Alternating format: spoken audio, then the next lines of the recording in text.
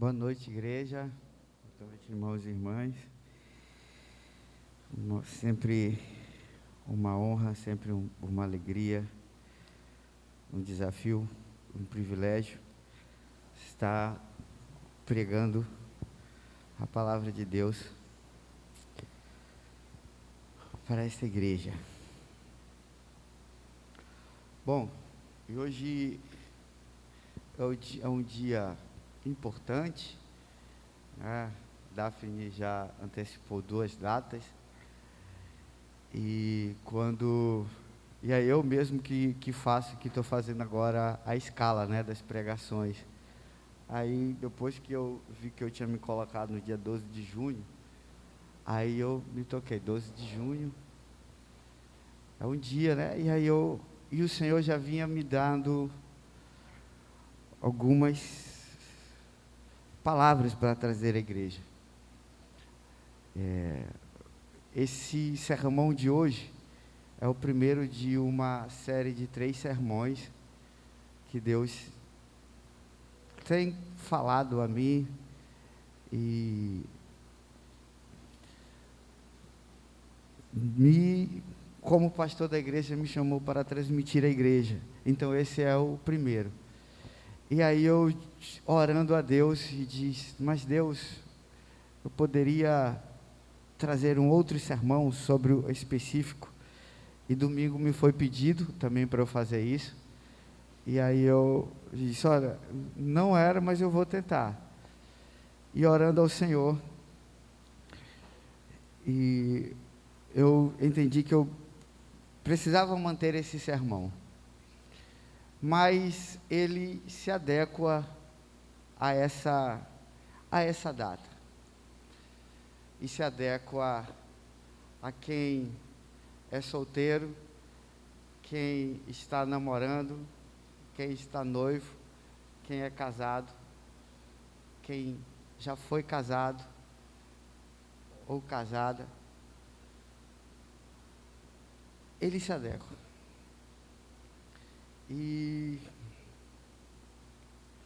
Bom, e hoje que eu fui descobrir também que hoje é dia do pastor, né? Que eu vi lá no grupo, né, da igreja. E eu sou, com datas, eu sou igual a minha mãe. Minha mãe, uma vez, ela estava sentada na rede cantando o hino da harpa. Aí eu cheguei para ela, aí eu disse: só está cantando o hino da harpa cristã só porque hoje é seu aniversário, né? Aí ela: o quê? Hoje é meu aniversário? Ah, é mesmo. Aí a gente foi se abraçar e comemorar, né? Então eu sou meio assim com datas. Hoje também, dentro do calendário litúrgico que algumas igrejas celebram, hoje é o domingo da Trindade. Domingo passado foi celebrado o domingo de Pentecostes, e hoje é o domingo da Trindade. E das comemorações, isso não vai importar para muitos aqui, mas hoje é também o dia da paixão palmeirense. Ok? Que é o 12 de junho. Bom, antes de começar o sermão, a Daphne já até fez um pedido para mim hoje. Daphne, eu acabei não te respondendo. A Aurora está meio dodói, ela está dodói, está gripada, e a Lu também tinha uns compromissos para fazer de um trabalho dela, e aí eu fiquei ali com a correria com a Aurora, e meditando, e assim, mas eu queria atender esse pedido falando uma coisa rapidinho. Antes de começar o sermão, eu conheci a Luciana Fernandes, a mulher com quem sou casado, em janeiro de 2011, lá em Anápolis, Goiás, durante o Instituto de Preparação de Líderes da Aliança Bíblica Universitária do Brasil. Então estivemos juntos por 20 dias, 3 semanas, eu de São Luís do Maranhão, a Luciana de Cuiabá, Mato Grosso. Nos encontramos em Anápolis, Goiás, em janeiro de 2011. Tem 2 histórias que uma marcou ela, e eu não lembro, e a outra me marcou e ela não lembra, cada um fazendo uma coisa. Ela disse que quando ela chegou, eu já estava lá, e quando ela estava arrumando a mala, eu passando, porque o alojamento dos homens ficavam depois, inclusive lá no seminário, acho que onde Dona Antônia estudou, né, no CTCEB, se eu não me engano. E aí, eu passando pelo alojamento, aí eu vi ela arrumando a mala, falei com ela, aí me apresentei, perguntei o nome dela, e aí, e de onde ela era, e aí então eu falei para ela que ela era a primeira pessoa de Cuiabá que eu havia conhecido na vida. Depois eu descobri que ela era a segunda, mas na época eu não sabia que a primeira pessoa era de Cuiabá, pensei que fosse de Goiânia. Enfim. Mas ela disse que o fato de eu chegar, conversar com ela, né, marcou muito, e eu não lembro que eu fiz isso.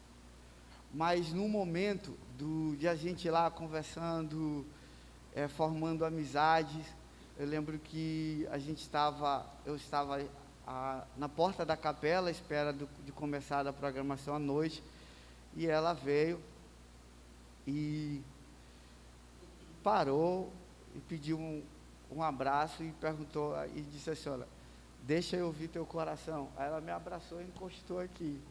Aí pronto, ela disse que não lembra disso, mas isso para mim foi inesquecível. E a gente voltou, eu vim para cá, para São Luís, ela voltou para lá, para Cuiabá, isso em 2011. E eu nem tinha, na época a rede social era o Facebook, eu nem tinha Facebook, eu criei uma conta no Facebook, para que tivesse contato com toda a galera que participou do evento, e assim a gente foi conversando. E a gente começou a conversar pelo Messenger lá, bate-papo do Facebook, e o tempo foi passando. Em agosto, só em agosto de 2011, a gente conversando, eu disse: olha, eu posso te ligar? Aí eu liguei, e a gente começou a conversava sempre, até que em 21 de dezembro de 2011, a gente teve uma conversa definitiva. Vamos namorar? E vamos. Isso em 21 de dezembro de 2011. E nós só fomos nos encontrar depois, em 9 de março de 2012. Porque São Luís, Cuiabá, as passagens não eram baratas, não tão caras como hoje, mas era difícil, e trabalhando era sempre difícil ir. E eu fui em 9 de março, porque 10 de março é o aniversário dela. E assim a gente foi, até se casar no dia 4 de julho de 2015. O que foi importante para esse relacionamento à distância?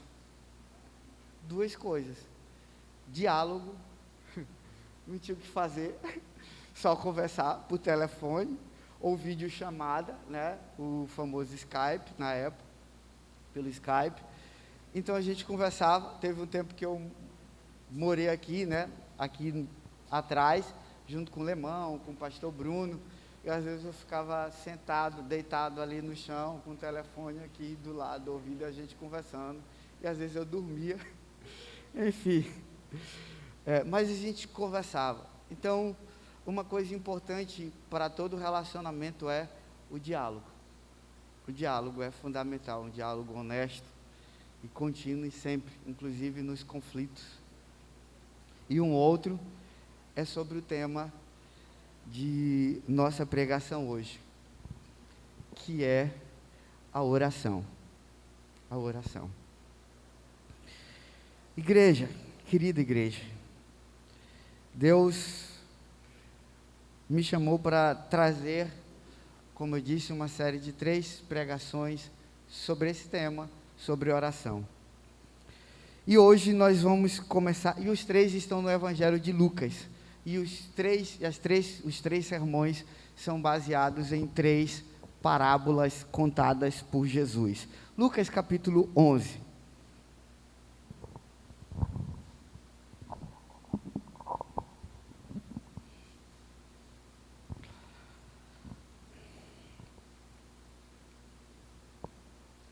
A parábola é dos versículos 5 a 8. Mas nós vamos ler a partir do versículo 1.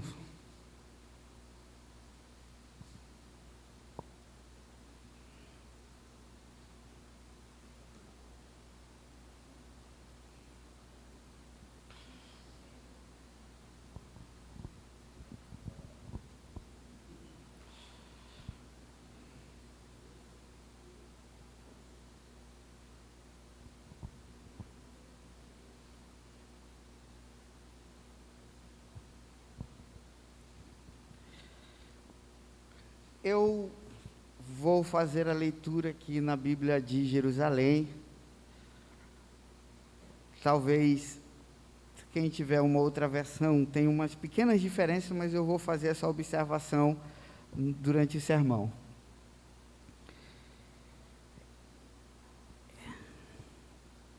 Lucas 11, 1. Como eu disse, a parábola está dos versículos 5 ao 8, mas eu vou ler do versículo 1 até o versículo 13. Estando em certo lugar, orando, ao terminar, um de seus discípulos pediu-lhe: Senhor, ensina-nos a orar, como João ensinou a seus discípulos. Respondeu-lhes: Quando orardes, dizei: Pai, santificado seja o teu nome, venha o teu reino. O pão nosso cotidiano dá-nos a cada dia. Perdoa-nos os nossos pecados, pois também nós perdoamos aos nossos devedores. E não nos deixes cair em tentação. Disse-lhes ainda: Quem dentre vós, se tiver um amigo e for procurá-lo no meio da noite, dizendo: Meu amigo, empresta-me 3 pães, porque chegou de viagem um dos meus amigos e nada tenho para lhe oferecer. E ele responder de dentro: Não me importunes, a porta já está fechada, e meus filhos e eu estamos na cama. Não posso me levantar para dá-los a ti. Digo-vos, mesmo que não se levante para dá-los por ser amigo, levantar-se-á, ao menos por causa da sua insistência, e lhe dará tudo aquilo de que precisa. Também eu vos digo: pedi, e vos será dado; buscai, e achareis; batei, e vos será aberto. Pois todo o que pede, recebe; o que busca, acha; e ao que bate, se abrirá. Quem de vós, sendo pai, se o filho lhe pedir um peixe, em vez do peixe, lhe dará uma serpente? Ou ainda, se pedir um ovo, lhe dará um escorpião? Ora, se vós que sois maus, sabeis dar coisas boas aos vossos filhos, quanto mais o Pai do céu dará o Espírito Santo aos que o pedirem.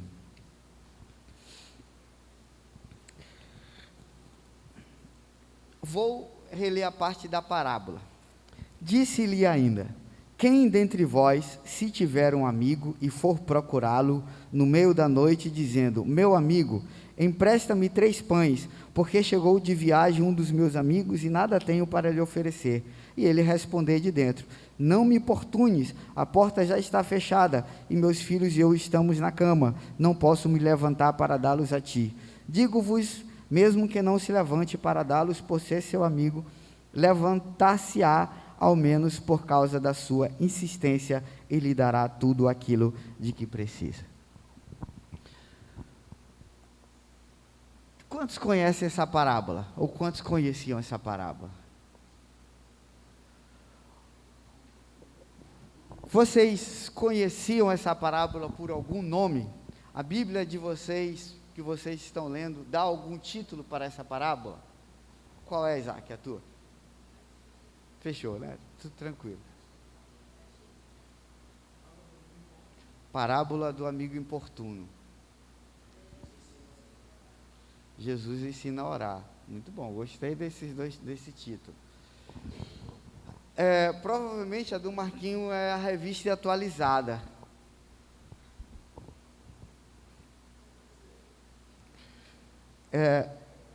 De linguagem de hoje, né? A do Isaac. Mas essa parábola ela é conhecida por nós mais como a parábola do amigo importuno. E isso tem a ver com essa tradução, a Almeida Revista Atualizada. Essa Bíblia de Jerusalém, que eu estou usando, ela também coloca como o amigo importuno. E a gente vai ver que esse título, ele tem um problema. E a expectativa é que a gente mude esse título dessa parábola. Mas, e aí eu não vou dar o título do sermão agora, porque senão vai ser um spoiler. Okay? Mas, começando, Senhor, ensina-nos a orar. Esse foi o pedido que os discípulos de Jesus fizeram. E esse é o único registro que temos de um pedido feito pelos primeiros discípulos de Jesus, pedindo algo, pedindo a Jesus que ele ensinasse algo a eles. Sabiam disso? O único pedido para que os discípulos fizessem a Jesus, para que os ensinasse algo, foi: ensina-nos a orar. Não há registro do Senhor, de um pedido: Senhor, ensina-nos a curar, ou Senhor, ensina-nos a liderar, ou ensina-nos a aconselhar, que eu como pastor pediria, ou ensina-nos a expulsar demônios, ou ensina-nos a evangelizar, nem mesmo ensina-nos a pregar o seu evangelho. Apenas: Senhor, ensina-nos a orar. Por quê? Bom, por que será que esse é o único pedido que os discípulos de Jesus fazem a ele? Ensina-nos a orar. Bom, os primeiros discípulos de Jesus puderam ver Jesus curando, puderam ver Jesus aconselhando, libertando, ministrando as boas novas do Evangelho. Viram o ministério de evangelização de Jesus e viram também a sua pregação. E eles viram que todas essas coisas emergia do relacionamento que Jesus tinha com aquele a quem ele chamava de Pai. E eles perceberam que a chave para esse relacionamento é a oração. Porque as Escrituras mostram que Jesus sempre estava se afastando para orar. Quando Jesus foi escolher os seus discípulos, ele orou. Lembra? Antes de Jesus ser traído por Judas, o que ele estava fazendo? Ele estava orando, e orando numa angústia tão grande: Pai, se puderes, afasta de mim este cálice, mas não seja como eu quero. Então, Senhor, ensina-nos a orar. Esse pedido significa mais do que ensina-nos algumas técnicas de oração, mas significa: ensina-nos o que tu sabes sobre o Pai, que faz com que tu ores a Ele. Então é um pedido a isso. Inclusive teve um discípulo de Jesus: Senhor, revela-nos o Pai. E Jesus disse para ele: há quanto tempo eu estou com vocês e tu ainda me pedes isso? Então o que eles queriam era essa relação íntima com aquele a quem Jesus chamava de pai. E o que ele sabia sobre o pai o fazia orar. Então, esse sermão não é sobre técnica de oração, mas é sobre o relacionamento, o que se conhece sobre o pai, que nos motiva a orar. Por que nós oramos? Por que você ora? Por que devemos orar? Assim, Jesus, nessa oração, ele traz uma forma muito curta de oração, e o registro de Lucas é mais curto ainda do que o registro de Mateus. E após essa oração, após essa oração do Pai Nosso, Jesus lhes ensina uma parábola, geralmente, como eu disse, chamada de o amigo importuno. O que esse título pode nos falar? Quando nós lemos essa palavra, e aí de repente já com esse título, amigo importuno, talvez aquilo que você já ouviu de pregação, ou de que você já leu sobre essa parábola, o que ela fala? O que ela fala? Que ela pretende encorajar os primeiros discípulos e a nós a querer orar? Será? Essa parábola faz você querer orar? Digo-vos, lá no versículo 8, mesmo que não se levante para dá-los por ser amigo, levantar-se-á ao menos por causa da insistência, e lhe dará tudo. Isso te inspira a orar? Essa palavra?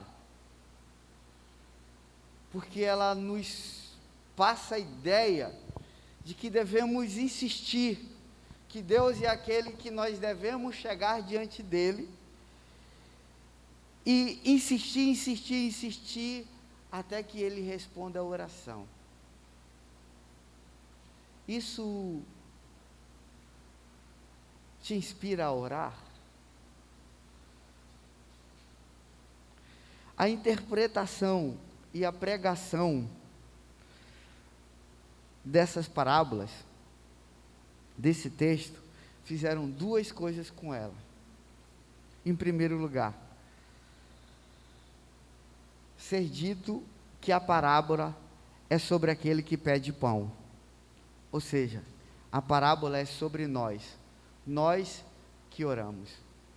Talvez o título, o amigo importuno, leve-nos a pensar que essa parábola é sobre nós, sobre aquele amigo que vai à meia-noite importunar. Segundo, talvez ela nos chama, um dos ensinos é que ela nos chama a ser persistentes na oração. Lá no versículo 8 novamente. Levantar-se-á ao menos por causa da sua insistência, e lhe dará tudo aquilo de que precisa. Novamente no versículo 8.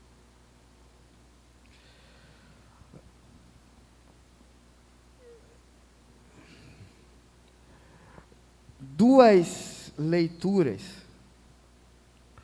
e a primeira me levou à segunda, me fez olhar diferente para essa parábola. O livro cujo título, Quando a Alegria Não Vem pela Manhã, as parábolas de Jesus e a oração não respondida. E nesse livro, o autor, o pastor Ricardo Barbosa, chama a atenção para um sermão de um pastor e professor de uma universidade no Canadá, e ele é professor de pregação, dessa disciplina de pregação, chamado o reverendo Daryl Johnson, mais ou menos esse é o nome dele. E ele diz que foi compreender que essa interpretação está errada durante os 4 anos em que ele e a família dele morou em Manila. E que ele aprendeu, isso, Manila nas Filipinas, e ele aprendeu a olhar a vida através da visão de mundo dessa cultura filipina, que é uma visão de mundo muito semelhante à visão de mundo do Oriente Médio. E ele ouviu uma leitura de um teólogo, de um missionário teólogo, que passou 35 anos estudando e ensinando no Líbano, na Jordânia, na Síria e Israel. E a ele, com esse, ele aprendeu que a parábola não é sobre aquele que pede pão. E a parábola não é sobre persistência. A parábola que veremos na próxima pregação, que é a parábola sobre a viúva e o juiz iníquo, ou o juiz injusto, é sobre a persistência na oração. Mas essa parábola aqui não é sobre a persistência na oração. Quando o texto diz aqui, levantar-se-á ao menos por causa da sua insistência, algumas traduções vão estar por sua importunação. Não sei se alguém tem alguma versão, a tua, né, Rebeca? Fala importunação, né? Que essa tradução, ela não é uma boa tradução. Não é a melhor maneira de traduzir as palavras de Jesus. Então, sobre o que é a parábola? Algumas observações. A primeira, a parábola começa com uma pergunta. A NVI, por exemplo, ela não começa, que é a Nova Versão Internacional, ela começa suponham. Não sei se tem alguém com uma versão que começa suponham. A tua é assim, Rebeca? É a NVI, né? Então começa com suponham, né? Mas do versículo 5 até o versículo 7, essa parábola, ela é uma pergunta. No texto original, a palavra é uma pergunta. Por exemplo, nessa tradução, por isso que eu escolhi ela, diz: quem dentre vós? Porque essa é a ideia. A ideia da parábola é uma pergunta. Tá? Quem dentre vós, ou qual de vocês tem um amigo, se dirigir a ele à meia-noite e dizer: amigo, me empreste 3 pães, pois um amigo meu chegou de viagem e eu não tenho nada para colocar diante dele. E o que está dentro da casa responde: não me incomode, a porta já está trancada e meus filhos e eu estamos na cama, eu não posso me levantar para te dar nada. Quem de vocês? A parábola, ela começa com uma pergunta, e é uma longa pergunta, porque ela está nos versículos 5, 6 e 7. E a ideia desse quem de vocês, ou qual de vocês é, você pode imaginar,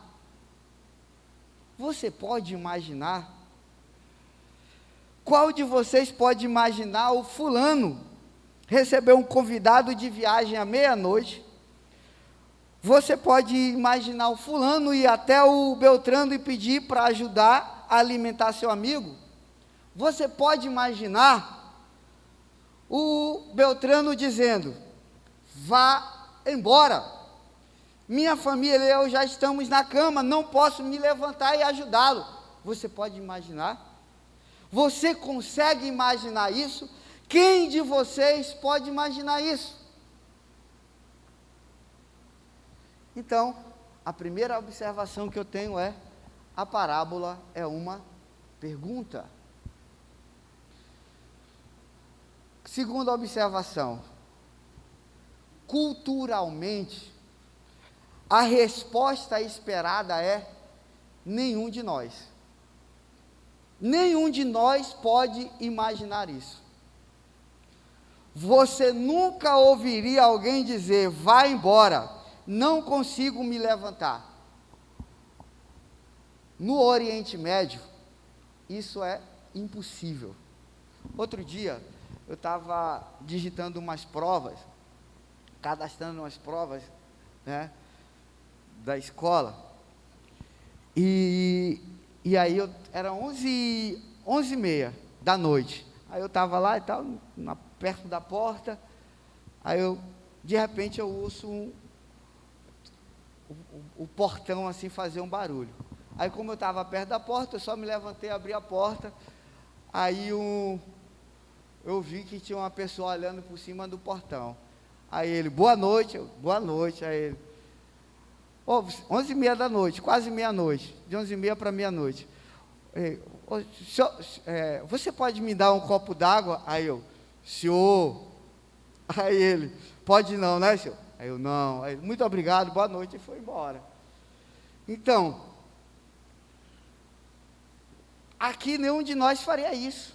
Primeiro, porque não é um amigo, é um desconhecido. Alguém bater na porta, alguém mexer no portão, eu ouvi abrir a porta e ele me pedir água às 11h30 da noite. Mas o texto não é isso, a parábola não é isso, mas é de uma comunidade. Esse reverendo e professor Darrell Johnson disse que teve a oportunidade de testar isso no Líbano, em Nazaré, em muitas cidades das Filipinas, em Singapura, na Malásia, na Coreia e em Pequim. Ele testou com seus vizinhos armênios, coreanos, chineses, vietnamitas, e todos eles disseram: não podemos imaginar isso, seria culturalmente impossível. Alguns países do Ocidente, talvez seja possível. Em alguns lugares, se alguém fizer isso, talvez até chame a polícia, porque foi incomodado à meia-noite. Mas no Oriente Médio, não.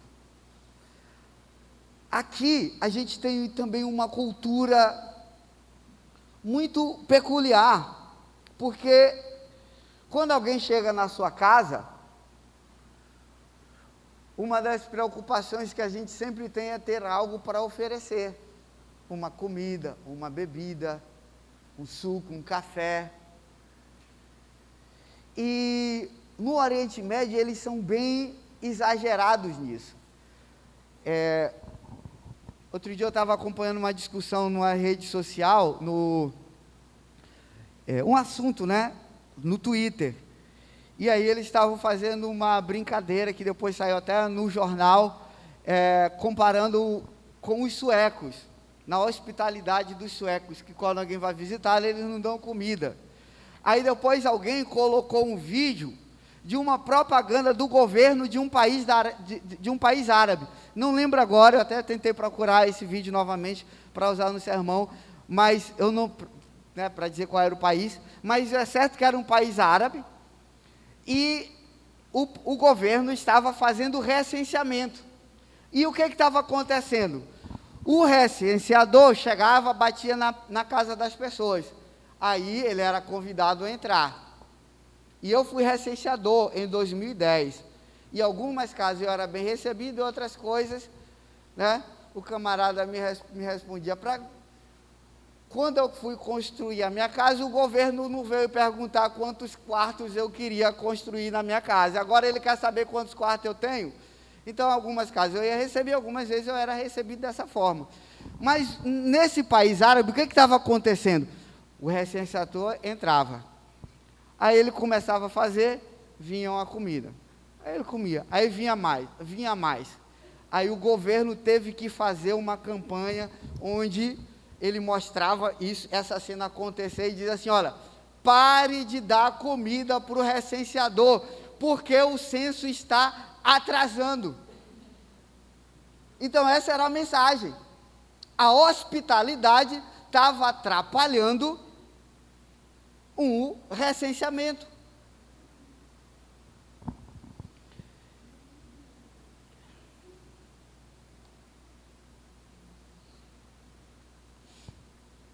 Então, por isso que é impossível que eles imaginassem essa cena do versículo 5 a 7 acontecer. Terceira observação. A dinâmica cultural em ação nessa parábola. Há dois grandes valores culturais a serem considerados no Oriente Médio: a hospitalidade, no exemplo que eu falei agora do recenseador, e também o de evitar a vergonha.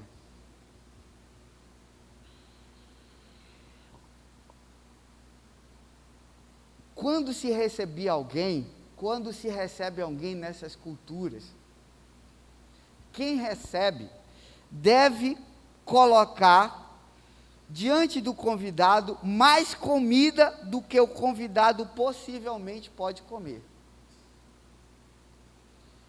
É assim que se mostra hospitalidade, colocando mais comida do que o convidado pode comer. E talvez, se nós recebêssemos a visita de algum hóspede, de alguém do Oriente Médio, e fosse a primeira vez que ele estivesse aqui, e se nós não colocássemos comida, mais do que ele pudesse comer, provavelmente ele julgaria a sua hospitalidade. Porque não colocamos comida suficiente na mesa.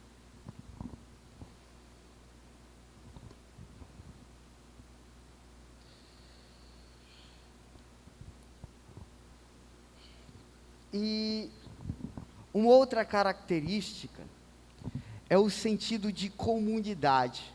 E isso vai nos fazer entender uma palavra dessa parábola, o sentido dessa parábola. É que quem oferece hospitalidade não está fazendo isso somente em seu nome, mas em nome de toda a comunidade. Se alguém não fosse alguém que recebesse bem, que praticasse bem a hospitalidade, a vergonha não era só para ele, a vergonha era para toda a comunidade.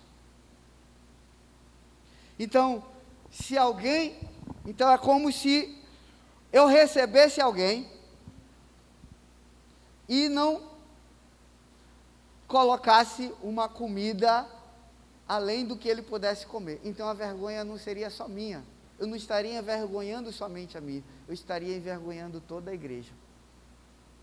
Por causa do sentido comunitário.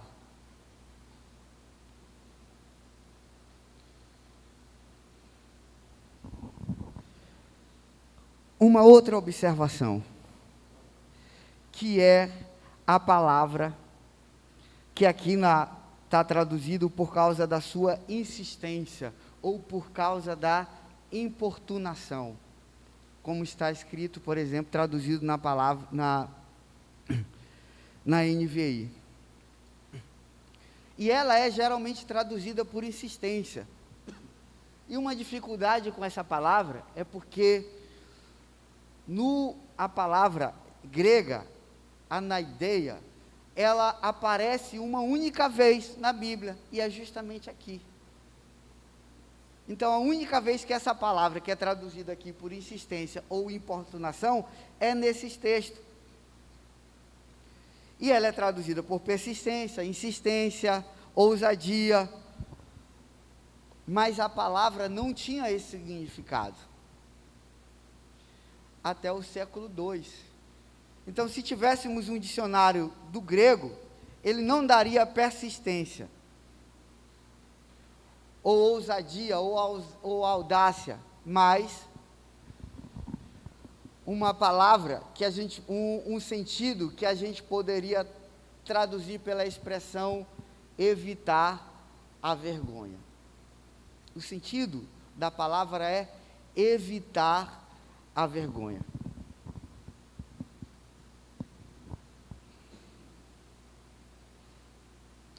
A vergonha, ela é uma coisa negativa, não é isso? Mas o aspecto positivo dela é evitar a vergonha.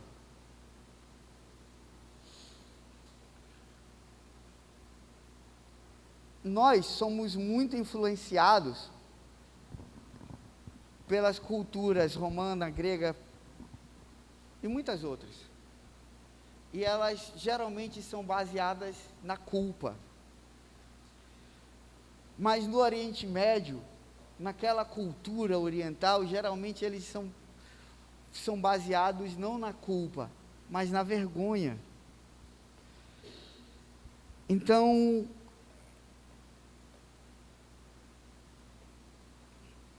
muitas vezes, há um costume que ele diz assim: olha, eu tenho um problema com a Daphne, né? Então a gente tem um conflito. Então, se eu preciso resolver esse conflito, eu não vou falar com a Daphne. Eu falo com a Rebeca, e conto tudo o que aconteceu com a Rebeca vai até a Daphne, conversa com a Daphne, para quê? Para que nessa conversa, a Daphne não veja o meu rosto envergonhado pela situação. Então, eles precisam de um interlocutor para evitar a vergonha. Sabe qual é um costume que se tem também? Por exemplo, aqui, quando a gente está trocando presente naquele lá, ou quando é um aniversário, é assim: abre. Lá não tem. É um desrespeito abrir o presente. Você tem que abrir o presente em casa, quando todo mundo da festa não tiver mais. Por quê? Porque se você não gostar do presente, o seu rosto pode demonstrar. E aí, vai demonstrar vergonha, e aquele que deu o presente e viu o seu rosto, vai se sentir também envergonhado. Então, por isso, lá se abre o presente em casa, para evitar a vergonha.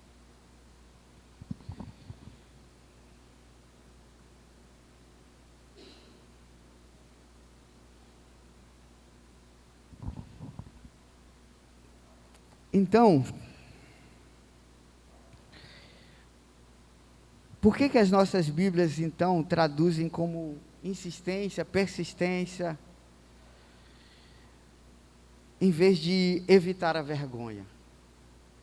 Eles fazem isso porque a nossa mente ocidental não conseguiu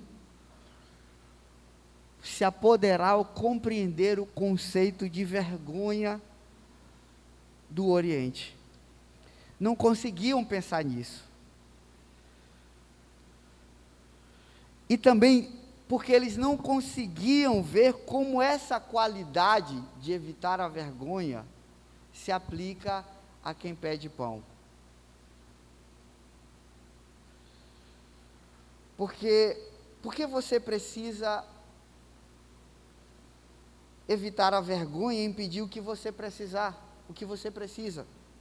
Como você fica com vergonha pedindo ajuda?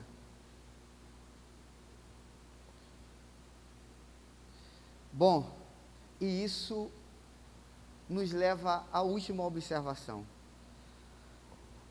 Esse verbo, evitar a vergonha, não se aplica ao solicitante.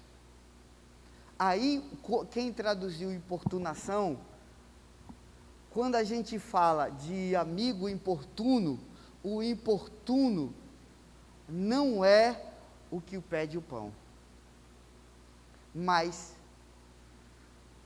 se aplica ao cara de dentro da casa. Não é a qualidade de quem pediu pão, mas do que foi a quem foi pedido o pão. Se nós lermos lá o versículo 8, digo-vos, mesmo que não se levante quem? O cara que está dentro da casa, para dá-los por ser seu amigo, né? Quem que vai dar? O cara que está dentro da casa, o homem que está dentro da casa, por ser seu amigo. Então, o cara de fora é amigo do homem que está dentro da casa. E por causa da sua insistência, e ele dará tudo do que precisa. A gente percebe que aqui tudo se concentra ao homem que está dentro da casa. E quando a gente lê por causa da sua importunação, a gente aplica essa sua importunação ao que está fora. Mas a importunação, ou seja, o evitar a vergonha, não diz respeito ao primeiro homem, ao pedinte, mas ao segundo, ao que é solicitado. Então, quem sente a importunação, ou quem deve se evitar a vergonha, não é o primeiro, o de fora, o que pede, porque quem pede não deve ter vergonha naquela cultura. Mas quem deve evitar a vergonha é o que está dentro da casa. Como assim? É porque se ele não der,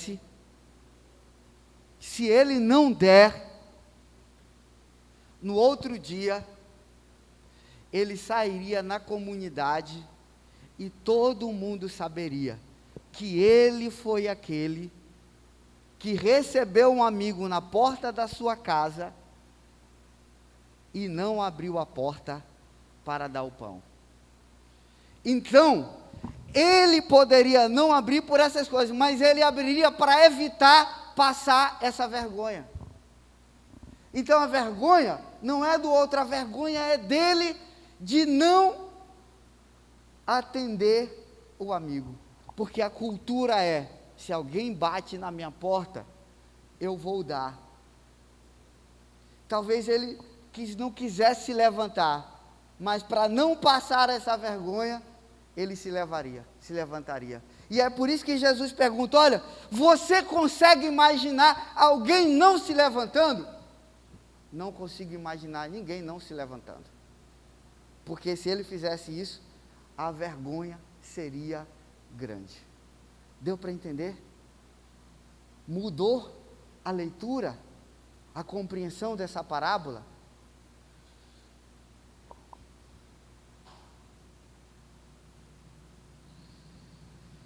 A questão então é que mesmo que o homem que está dentro da casa odiasse o de fora, ele vai se levantar e dar a ele tudo que ele precisa. Porque ele não quer que a história circule pela aldeia no dia seguinte, que ele não ajudou alguém a estender a hospitalidade a um hóspede. Ele se sente importunado, ele evitará a vergonha. Há algo aqui que vai além da amizade, e é evitar a vergonha. Ele não vai prejudicar a sua reputação. Agora, estamos prontos para ouvir o que Jesus está dizendo nessa parábola. Senhor, ensina-nos a orar. Senhor, ensina-nos a orar. Jesus ensina o Pai Nosso. Quais são as primeiras palavras do Pai Nosso? Pai Nosso, santificado seja o teu nome. Pai Nosso, santificado seja o teu nome. Guarde isso no coração agora. A parábola, irmãos e irmãs, não é sobre nós que perguntamos. A parábola é sobre Deus que é perguntado. Sobre o Pai de Jesus. Quando vocês orarem, diga: Pai, santificado seja seu nome. Honre seu nome. E Ele o faz. O Pai, Ele sente essa importunação. Ele evita a vergonha. Ou, colocando de forma positiva, o Pai sempre agirá de maneira que honre seu nome. Pai, santificado seja o seu nome. O Pai nunca envergonhará o seu nome. Porque se aquele homem rejeitasse o pedido, o seu nome seria um nome envergonhado na aldeia. Pai, santificado seja o teu nome. O Pai a quem nós oramos é o Pai que honra o seu nome. E qual é o nome de Deus? Existem muitos. El Shaddai, Jeová Jireh, Adonai, mas o nome acima de todo nome é Yahvé, eu sou. Quando Moisés perguntou: qual é teu nome? Deus respondeu: Yahvé, eu sou o que sou.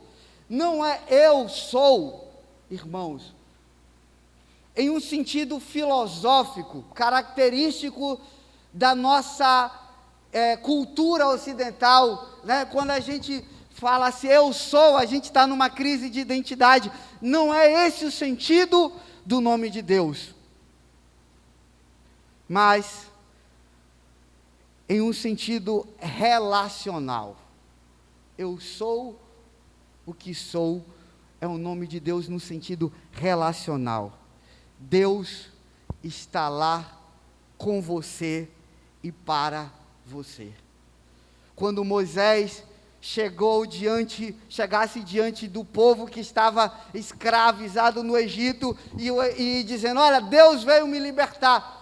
Quem, Moisés? Que Deus é esse? Qual o seu nome? Eu sou o que sou. Aquele que quer se relacionar com vocês, que está aqui com vocês e para vocês. Yahvé é o nome da aliança. Deus diz ao seu povo: eu serei o seu Deus. E Jesus está aqui dizendo: Deus sempre honrará aquele nome. O Pai nunca envergonhará esse nome. Deus se tornou público com o seu nome. Este é quem eu sou. Nós somos o povo do Senhor, o povo de Deus. Deus colocou o seu nome em seu povo. A igreja traz em si o nome de Deus. Eu, você, nós somos povo de Yahvé. Entendem isso?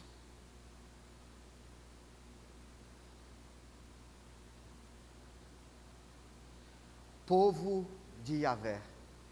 Deus disse: eu estou com você e para você. e ele não quer que os vizinhos ouçam que alguém veio pedir ajuda e foi mandado embora sem nada. Ele vai honrar o seu nome. Pai, santificado seja o teu nome.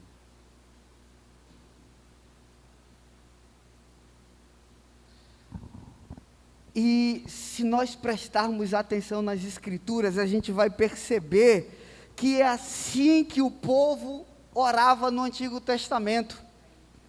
Em Êxodo 32, tem a história de que quando Moisés está lá no monte, e ele recebe as tábuas, aí quando ele está descendo, o que o povo está fazendo? Adorando o bezerro de ouro. Aí, Deus diz a Moisés: Moisés, tenho visto esse povo, Êxodo 32, 9 e 10, tenho visto esse povo, e eis que é povo de dura cerviz. Agora, pois, deixa-me para que o meu furor se acenda contra ele e o consuma, e eu farei de ti uma grande nação. Então que Deus diz assim: Moisés, eu vou destruir esse povo, e de ti eu vou fazer uma grande nação. Sabe qual foi a resposta de Moisés?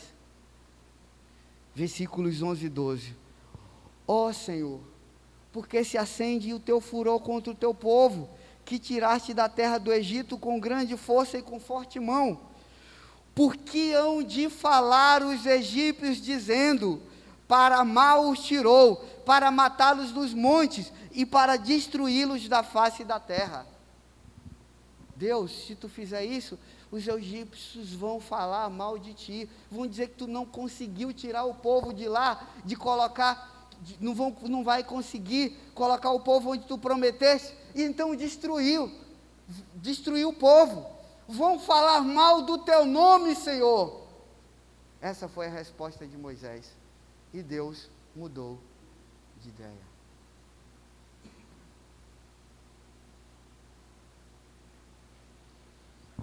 Salmo 25, 11, eu acho isso aqui muito lindo, porque é assim que os salmistas oram. Davi, no Salmo 25, ele ora: por amor do teu nome, ó Senhor, perdoa a minha iniquidade, porque é grande. Salmo 25, 11, por amor do teu nome, ó Senhor, perdoa a minha iniquidade, porque é grande. Não é perdoa a minha iniquidade porque eu preciso ou porque eu serei melhor, mas por amor do seu nome. Pai, santificado seja o teu nome. No capítulo 36 de Ezequiel, Deus lamenta o fato de que o povo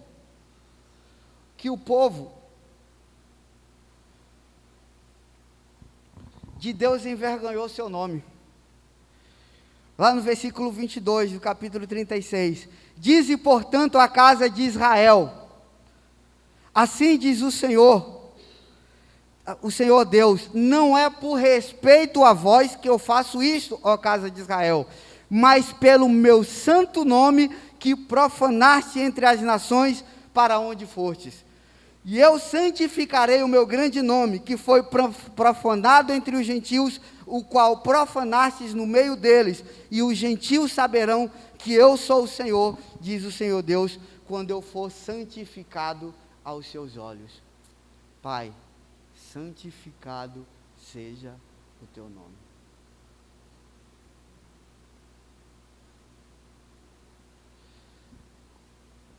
Entendem isso? Compreendem isso? A resposta de Deus aqui, ainda em Ezequiel 36, lá nos versos 24, e vos tornarei dentre os gentios, e vos congregarei de todas as terras, e vos trarei para a vossa terra, então aspergirei água pura sobre vós, e ficareis purificado, de todas as vossas imundícias e de todos os vossos ídolos, vos purificarei, e dar-vos-ei um coração novo, e porei dentro de vós um espírito novo, e tirarei da vossa carne o coração de pedra, e vos darei um coração de carne, e porei dentro de vós o meu espírito e farei que andeis nos meus estatutos e guardeis os meus juízos e os observeis. Isso é o que Deus faz, o que Deus prometeu para aquele povo que profanou o seu nome entre os gentios. O que Deus diz para aqueles que profanaram o seu nome: eu vou te limpar, eu vou te dar um coração novo, eu vou colocar em você o meu espírito, para que meu nome seja glorificado entre vocês. Conseguem ver como a parábola responde ao pedido do discípulo? Pai, santificado seja o teu nome. Maravilhosa certeza de oração. Deus não vai envergonhar o nome dele. O Pai nos ama. O Pai nos ama. E como Ele nos ama. O Pai nos ama. Mas ainda que Ele não o fizer porque nos ama, Deus ama seu nome e Ele honrará esse nome. O compromisso de Deus com seu nome se traduz em um compromisso com seu povo. 1 Samuel capítulo 12, versículo 22. Por causa do seu grande nome, o Senhor não te rejeitará.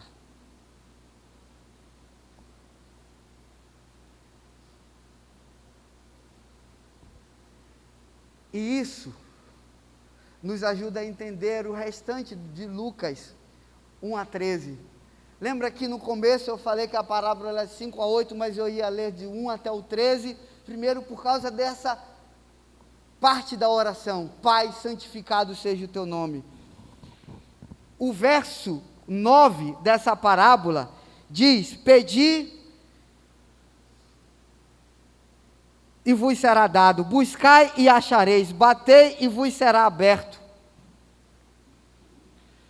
E pedir, buscar, bater, não é um chamado à persistência.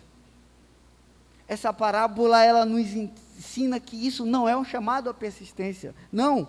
Como se tivéssemos que desgastar a paciência de Deus. Pedir, buscar, bater, até Ele se cansar e abrir a porta. Não se trata disso. Se trata de uma garantia. Pai, santificado seja o seu nome. O Deus que honra o seu nome, por causa do seu nome, se você bater, Ele abre. Se você pedir, Ele atende. Se você buscar, você vai encontrar. Então é uma garantia: peça, busque, bata, porque algo sempre acontece. Pedir, buscar e bater aqui, eles estão no tempo presente. Continue perguntando, continue procurando, continue batendo. Por quê? Receba, encontre, abra a porta. Receber e encontrar também estão no tempo presente. Você está recebendo, está encontrando. Jesus está dizendo que aquele que pede está recebendo. Quem continua procurando está encontrando. Sempre acontece alguma coisa.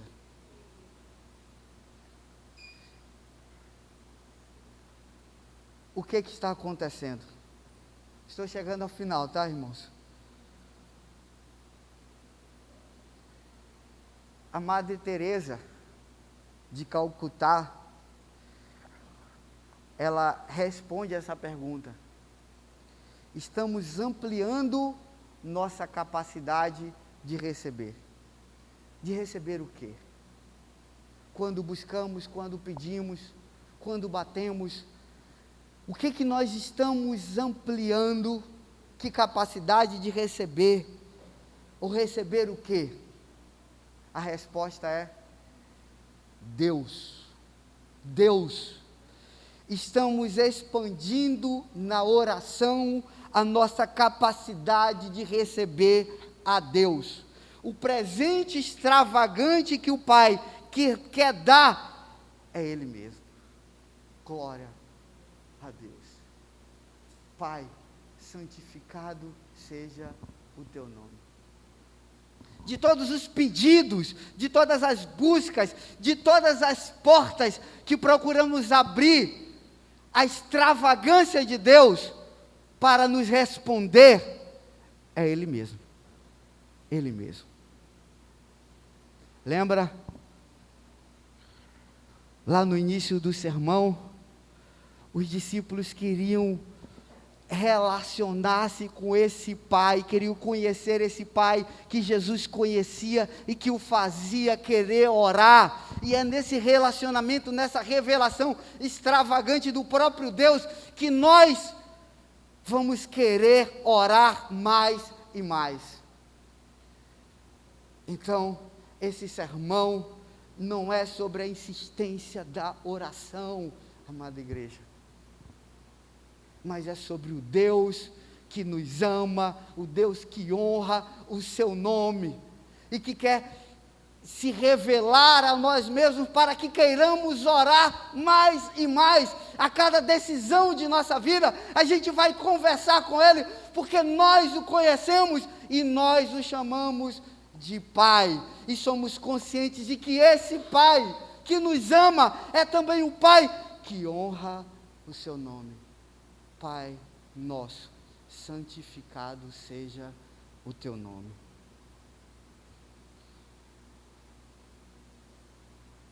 Lá no versículo 13.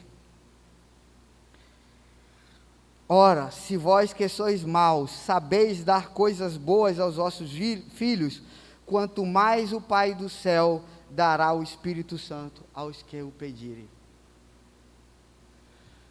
Quando eu estou na escola, a Aurora, quando eu estou no trabalho, a Aurora sempre me envia alguns áudios. E no geral, nos áudios, ela me diz duas coisas: papai, eu te amo, e papai, compra uva. E eu sempre procuro passar água de coco, né? Comprar papai uva, ela pede mais água de coco. Então eu sempre procuro passar em algum lugar para eu comprar água de coco para dar para ela. Porque, às vezes até a Luciana, olha, se tu não for trazer quando ela te pedir, me avisa, porque eu vou logo preparando aqui a Aurora, para quando tu chegar sem água de coco. Então, se eu como um pai, que Jesus disse, sendo mau, sabem dar coisas boas, quanto mais o Pai Celestial, Ele dará o Espírito Santo aos que estão perguntando a Ele. Então, peçam.